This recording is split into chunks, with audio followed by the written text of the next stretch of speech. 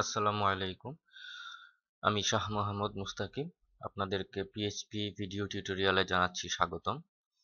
আজকের আলোচ্য বিষয় আমরা আজকে আলোচনা করব ফর লুপ সম্পর্কে। তো চলুন দেখে নিই আমাদের ফর লুপের স্ট্রাকচারটা আসলে কেমন।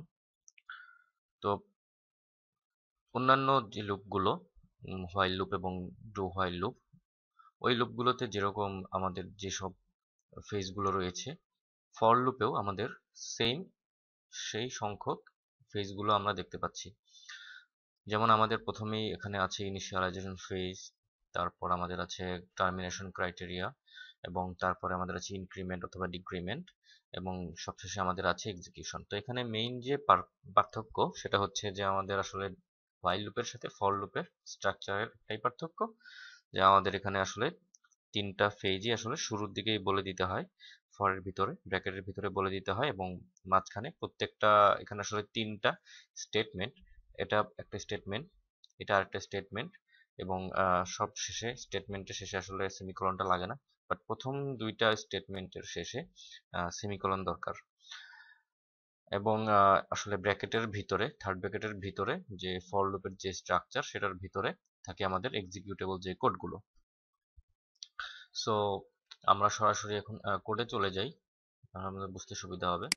যেমন আমাদের এখানে যদি আমাদের প্রবলেমটা এরকম থাকে, ধরা যাক আমাদের বলা হচ্ছে যে আমাদের 1 থেকে 9 পর্যন্ত সবগুলো নাম্বার আমাদের প্রিন্ট করতে হবে।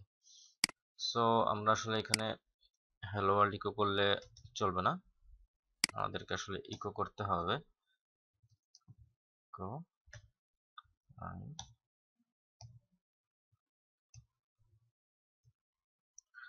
সো আমাদের আসলে এখানে প্রত্যেকটা 1 থেকে 9 পর্যন্ত, যেহেতু এটা আমাদের সেই কন্ডিশনটা, সো আমি এখানে 5 এর জায়গায় 9 দিয়ে দিচ্ছি, এবং যেহেতু আমাদের স্টার্ট হচ্ছে আসলে 1 থেকে, সো আমাদেরকে সামনের দিকে আগাতে হবে, সো আমাদেরকে আসলে ইনক্রিমেন্ট করতে হবে। সো এই হচ্ছে আমাদের টোটাল কোড, এটা আমরা রান করে দেখতে পারি।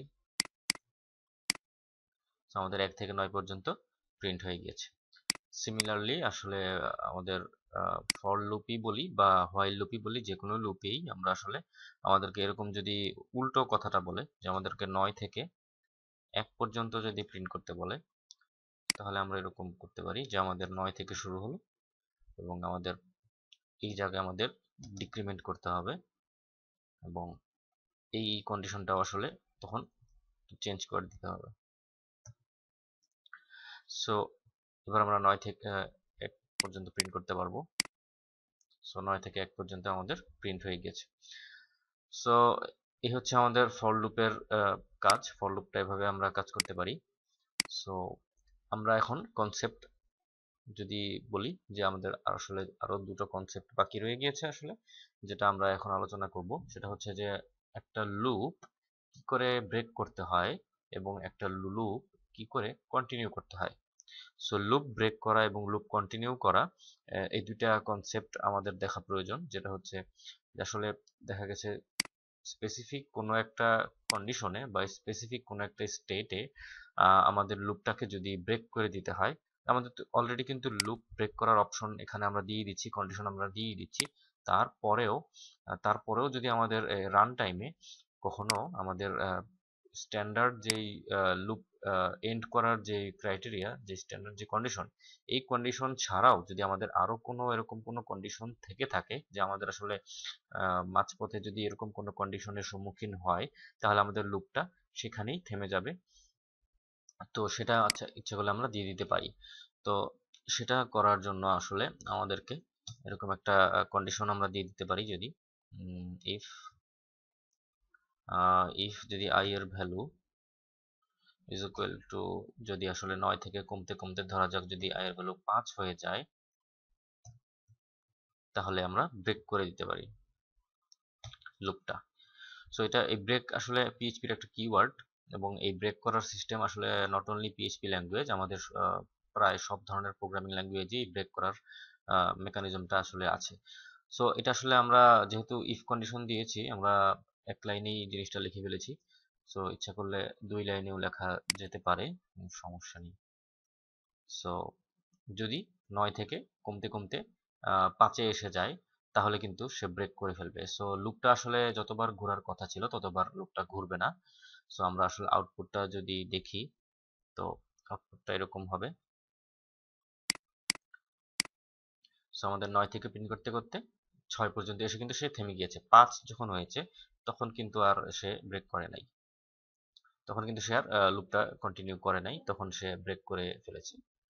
সো এটা হচ্ছে লুপ ব্রেক করার ক্রাইটেরিয়া। আমরা ইচ্ছা করলে স্ট্যান্ডার্ড যে লুপ ব্রেক করার যে কন্ডিশন, এটার বাইরেও আমরা ইচ্ছা করলে রান টাইমে কোডের মাধ্যমে আমরা কন্ডিশন চেক করে আমরা লুপটা যে কোনো সময় ব্রেক করে দিতে পারি স্পেসিফিক কন্ডিশনে। সো এটা হচ্ছে ব্রেক করার ক্রাইটেরিয়া। আমরা আরেকটা কাজ করতে পারি, সেটা হচ্ছে আমরা কন্টিনিউ করে দিতে পারি।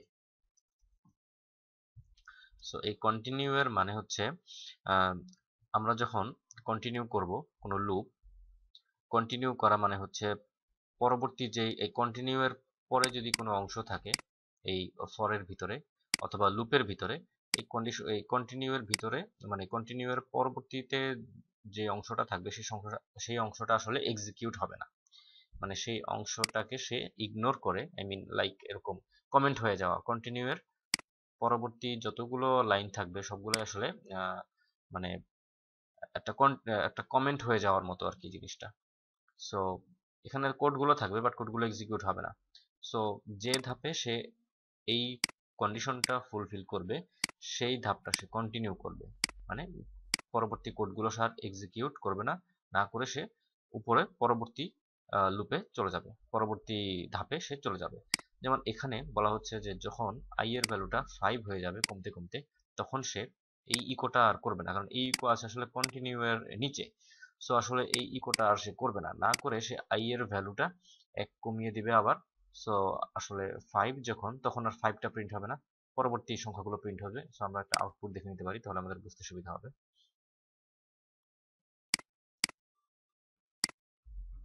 সো এখানে আমরা দেখতে পাচ্ছি যে আসলে আমাদের 6 এর পর 5 সে আর প্রিন্ট করতেছে না।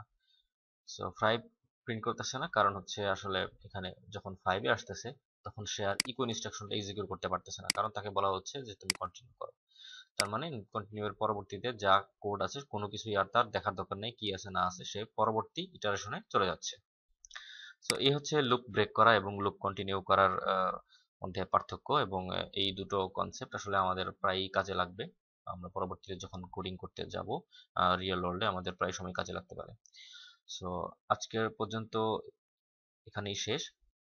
পরবর্তী পর্বে আমরা আলোচনা করব ফর ইচ লুপ সম্পর্কে, কিভাবে ফর ইচ লুপ নিয়ে কাজ করতে হয় এবং কিভাবে এটার মেকানিজমটা হ্যান্ডেল করতে হয়। তো সে পর্যন্ত সবাই ভালো থাকবেন, সুস্থ থাকবেন। আসসালামু আলাইকুম।